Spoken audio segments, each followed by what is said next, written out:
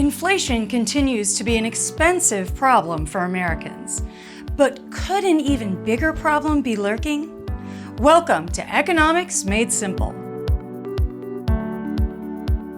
Higher prices are everywhere, and everyone would like to see them go down. But for that to happen, history tells us that a significant economic downturn, a recession, may often be necessary. How does inflation lead to recession? Fortunately, Clint Doll is here to explain. Clint, thanks for joining us. Can you please explain how inflation leads to recession? Throughout history, recessions have often marked the end of high inflation periods. Here's how that can happen according to both history and economic theory.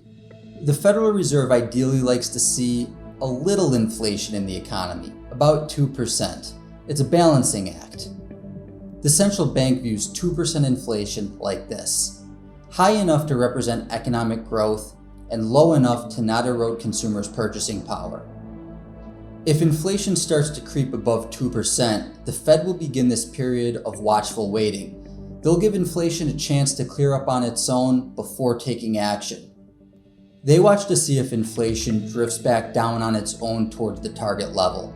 The Fed has frequently done this when it appears that the cause of inflation may be short-term events, unrelated to economic or monetary policy. However, there are times when inflation has moved significantly above that 2%. This is when the Fed will pull out the only tool that it has to fight inflation: raising interest rates. These interest rate hikes are designed to reduce inflation by raising the borrowing costs for consumers and businesses. As these costs rise, demand for these goods and services will fall. The problem with the rate hike tool is it tends to be big and clumsy.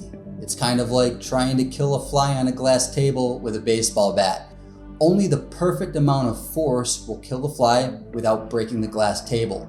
In this sense, the Fed has to raise interest rates just enough to fight inflation, but not cause a recession. Unfortunately, that near perfect application of rate hikes is hard to accomplish.